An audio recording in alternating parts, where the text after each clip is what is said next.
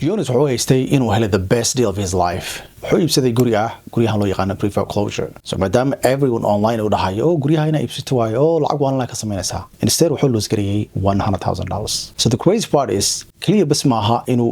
lacag uu lose gariyay. Wuxuu sameeyay 7 mistakes qalad waalan ah. Qaladkaas uu sameeyay maanta exactly ku sharxay doon waxa sameynayso instead. Haddana waxa cusubta markii wadana soo boqotay tahay magaca ku leedahay Dahir waxaan caawinay boqolaal Somali ah. dadkaasi not only guri iibsadeen dadka qaar investors ah aniga kula hadlayo I own multiple rental properties aan leeyahay so I know how the system soo shaqeeyo today waxaan ku sheegi doonaa exactly qaladuhu sameeyay Yunis saadiq uu sameeyay saad u iibsato guri pre-foreclosure lacag fiican uu sameeyso okay inta bilawan ka hor خلاص waxaan sameeyay meesha plus sign ka ku qabno so follow grade fadlan video-gan subscribe so asxaabta la sheegay number 1 qalad ugu weyn uu sameeyay Yunis wuxuu ahaa number 1 guriga price-kiisa buu arkay waxaas uu muuqanay price-ka uu muuqanay guriga wuxuu arkay guriga very discount inuu yahay qiimaha suuqa ku jooga qiimo aad uga hooseeyo inuu suuqa ka joogo laakiin su'aal buu isweydiin su'aashiis weydiin waxa tahay wax loo yaqaan jira ARV after repair value gurigan marka iibsi kadib meeqa ku iibin kartaa gurigan oo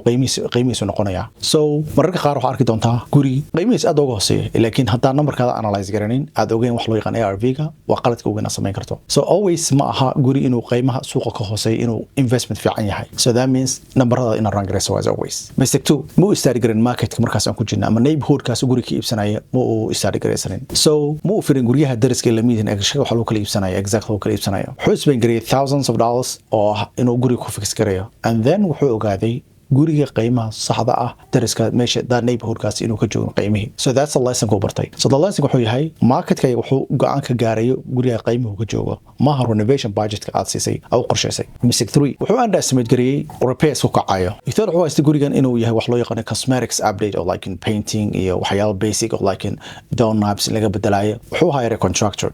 ku hayarkay the first thing looga bilaabo roofka in la bedelo baahan yahay electrical system la bedelo baahan yahay plumbing systemka water damage waxa uu haystay oo small renovation uu haystay wuxuu ku noqday major project oo ku noqday step 4 wuxuu ignore waxyaalaha loo yaqaan hidden cost repairska kaliya bas ma the only expenses waxa ku jira kala taxes homeowner insurance utilities loan payment closing cost iyo wax loo yaqaan holding cost oo ah lacagta marwalba guriga hayso lacag ku socota so every month hadda suuq geliso lacag ku socota so literally lacagii aad isku daro waxay noqdeen lacag ciida ka badan so the worst mistake uu sameeyay uu fahansaneen uu ku wareeray waxay noqotay this mistake ma uu lahayn wax loo yaqaan exit plan oo ah guriga sidoo kaga bixlaan guriga ma inuu flip gareeyo mu rabay ma ogeyn flip garanay guriga price fiican uu ku helaysaa islaha and then in our rental ka dhigayso amana guriga si sal garanayso so go'aankaasi ma qaadan guriga iibsanay so dadka mostly experienced investors ka already we ogyin guriga lacagta ka sameynayaan mistake 6 wuxuu trust degree dealka wuxuu lahaa this deal haduu ku dhaafo best way dealka ku dhaafin instead of home inspection oo trust garan lahaa so that low price ka saxoos lahaa gurigan iyo ku dhaafin just gurigan haduu ku dhaafo lirada lacag wala ku dhaafayso as always waxaan ku talaya guriga home inspection no maro as always it's really hard hadii hay so that's why inaas wax loo yaqaan is keep trading oo qofka guriga ka iibsanaysa numberkiisa inaad raadaysaa oo all those due diligence inaad samaysaa muhiim tahay waxba zoom gareyn mistake 7 ku sameeyo waxa kamid ah wuxuu believe gareey social media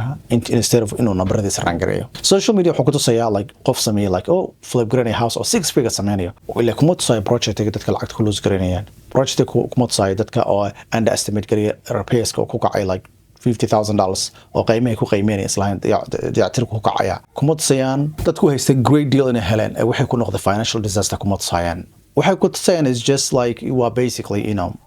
everything is not a glitter and gold at hand so ma wax walba ku tusayaan waxyaasha shiny ku tusayaan like oh how much this much happens to me a bunch of screenshots ay kula wadaagayaan oh but most of them were fake so that's what happened ku dhacay Yunis taasay kugu dhacan haddii aad tahay serious inaad rabto inaad barato saa qoys ugu sameyn lahayd qoyskaada waxaan sameynaynaa build garanaynaa financial education community for Somali communities bas aan u talagalnay loo design gareeyay dadka familiyada inay hanti samaystaan iyo generation wealth inside this group wax ku baranaysaa number 1 sida guri loo iibsado process ka from A to Z at least qalada saa u sameynin sida real estate investment dadka ugu samaystaan ka baranaysaa wax ka baranaysaa mortgage-kaas ku bixin 5 to 7 years an average qofka loradi guri $500,000 u baabiyo that means wuxuu haystaa $500,000 so protection ugu samaysan lahayd hantidaada waxa ku baranaysaa wax loo yaqaan dynasty trust iyo all types of trust ku baranaysaa waxa ku baranaysaa kale sida